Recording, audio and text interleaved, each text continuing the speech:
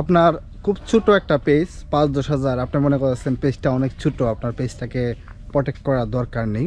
অবশ্যই দরকার রয়েছে, কারণ এই ছোট একটা পেজ, সেটা পেজটা আপনার আজকে ছোট রয়েছে, ১৫ দিন, ২০ দিন, ১ মাস, ২ মাস পরে কিন্তু আপনার পেজটা ছোট থাকবে না, সেটা অনেক বড় হয়ে যাবে। আমার প্রত্যেকের প্রতি রিকোয়েস্ট হলো, যেমন নাবিলার যে পেজটা আপনারা দেখতে পাচ্ছেন যে অনেক বড় একটা পেজ ছিল, কিছু হ্যাকাররা কী করলো, তাদের ভিডিওগুলো নিয়ে গেল। আমি যে বিষয়টা নিয়ে আজকে কথা বলতে যাচ্ছি সেটা হচ্ছে রাইট ম্যানেজার। আপনারা রাইট ম্যানেজার সম্পর্কে অনেকেই জানেন, অনেকে অলসতার জন্য অ্যাপ্লিকেশন করেন না। আমিও কিন্তু এই রাইট ম্যানেজার নিয়ে এত বেশি মাথা ঘামাইতাম না।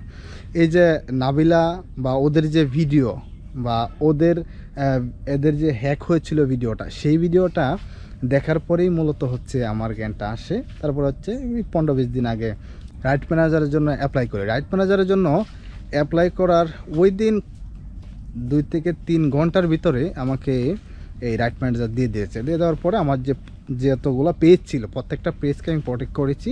সাথে হচ্ছে আমার যে পেজের আন্ডারে হচ্ছে আমি রাইট ম্যানেজারটা পেয়েছি, সেটাও সেই ভিডিওগুলো কিন্তু আমি প্রোটেক্ট করে নিয়েছি। এখন মূল বিষয় হচ্ছে, আপনার ধরেন যে আজকে ভিউজ খুব কম, আপনার চ্যানেলের অডিয়েন্স খুব কম, সেটা যদি চিন্তা করে আপনি মনে করেন আমার চ্যানেলে তো কেউ হ্যাক করবে না বা কেউ আসবে না, সেটা হচ্ছে একেবারে ভুল ধারণা। বিষয়গুলো হচ্ছে যে আপনি ছোটো থেকে কাজ করি বড় হতে, এটা স্বাভাবিক। ওদের চ্যানেলগুলো তো কিন্তু অনেক ছোটো ছিল, কিন্তু এটা আস্তে আস্তে অনেক বেশি বড় হয়েছে। মূল বিষয় হচ্ছে অবশ্যই আপনাদের ছোটো পেজটাকে প্রোটেক্ট করার জন্য আপনাকে অবশ্যই রাইট ম্যানেজার নিয়ে রাখতে হবে। রাইট ম্যানেজার শুধু বড় পেজ হলে নিতে হবে সেটা এরকম না। রাইট ম্যানেজার কীভাবে অ্যাপ্লাই করবেন যদি আপনারা না বুঝেন বা না করতে পারেন, তাহলে অবশ্যই আমাকে একটা কমেন্ট করতে পারেন অথবা মেল করে আমাকে জানাতে পারেন। আমি চেষ্টা করব রাইট ম্যানেজার কীভাবে খুলতে হয়, সিম্পলি একটা ব্যাপার।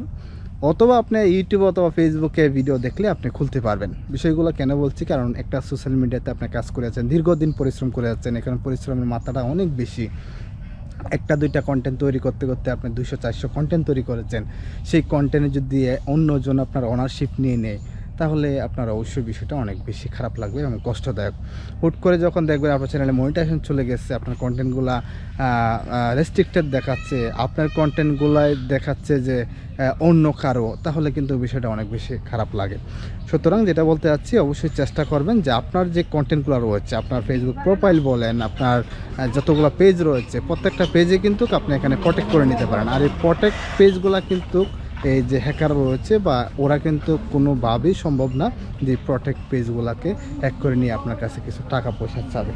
বিষয়টা হচ্ছে অনেকে এরকম রয়েছে যে আপনার পেজের একটা ভিডিও তাদের অনারশিপে বা রাইট ম্যানেজারে নিয়ে গেছে, নিয়ে গিয়ে আপনাকে হ্যাক করেছে বা আপনার একটা স্ট্রাইক দিয়েছে, দিয়ে বললো ২০,০০০ ৩০,০০০ টাকা লাগবে আপনার, তারপর আপনাকে ফিরিয়ে দেবে। এই ধরনের প্রতারণামূলক কিন্তু অনেক বেশি হচ্ছে পেজে, বিশেষ করে বড় পেজগুলোকে বেশি হচ্ছে, কিন্তু আপনার পেজে হবে না, বিষয়টা ওই রকম না। ধরেন আপনার ২০,০০০ ফলোয়ার রয়েছে, আপনার ফলোয়ারটা মনে হচ্ছে যে আপনার কম, কিন্তু আসলে কম না। ২০,০০০ ফলোয়ার একটা পেজে নিয়ে নেওয়া অনেক কষ্ট, একটা দুইটা করে হতে হয়। সুতরাং অবশ্যই রাইট ম্যানেজার সকলে নিয়ে নেবেন এবং রাইট ম্যানেজারের মাধ্যমে আপনার সকল ভিডিওগুলো আপনি প্রোটেক্ট করার চেষ্টা করবেন। ধন্যবাদ। এই ছিল আজকের ভিডিও।